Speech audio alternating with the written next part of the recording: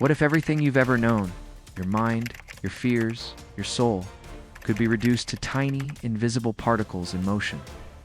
It sounds cold, empty, even dangerous. But what if it's also liberating? Long before modern science, before microscopes or molecules, a handful of ancient Greek philosophers imagined a world built not on gods or myths, but on matter. They were called the Atomists, and their vision changed everything.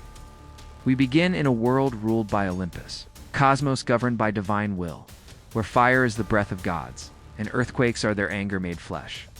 Nature is a theater of divine moods, unpredictable, personal, terrifying. But in the 5th century, before Common Era, in the city of Abdera, a quiet revolution began.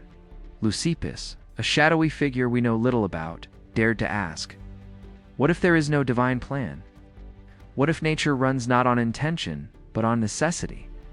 His student, Democritus, took this radical idea and gave it structure, breadth, and clarity.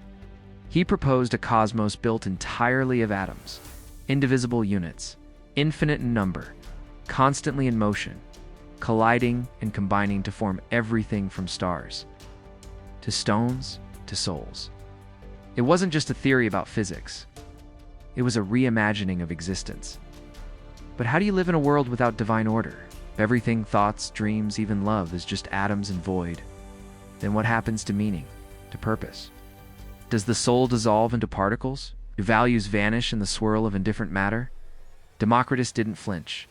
He argued that understanding the world's material nature gives us freedom. Freedom from superstition, from fear, from the tyranny of arbitrary gods.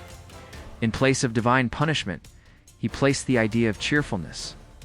Euthymia, a life of inner balance, achieved not through worship, but wisdom. Imagine that. A moral life grounded in reason. But not everyone welcomed this vision. The Atomists were ridiculed, marginalized, their views eclipsed by the rising shadow of another giant, Socrates. While Democritus looked outward to atoms, stars, the cosmic dance of material cause, Socrates turned inward. He asked, what is justice? What is virtue? What makes a life worth living? And in doing so, he shifted the axis of philosophy from nature to ethics, from cosmos to conscience.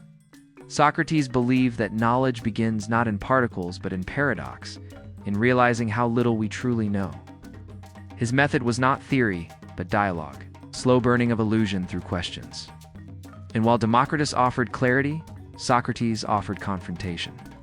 What matters more? The laws of the universe, or the laws of the soul.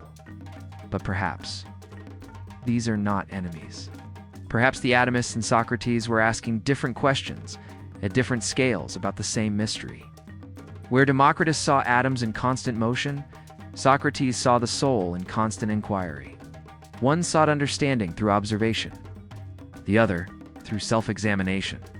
Both refused to accept myth. Both believed in a kind of freedom, not as license, but as inner clarity. And both laid the foundations for what would become two great pillars of Western thought, science and ethics. So let us return to our opening question. If all we are is atoms in motion, is there still room for meaning? The Atomists would say yes, meaning isn't gifted by gods, but shaped by understanding. Socrates would nod and ask you to examine that answer for yourself. Together, their voices echo across centuries. Dare to think, dare to question, dare to know. Because between the atoms and the soul lies a universe waiting to be understood. In a world still haunted by fear and divided by myth, the ancient Atomists offer a radical message. Reality is not personal, but our response to it is. And perhaps true freedom lies not in controlling the cosmos, but in learning to understand it and ourselves more deeply. This is where the journey begins. Watch the full video to explore how the Atomists shaped the way we think and how their vision still speaks to us today.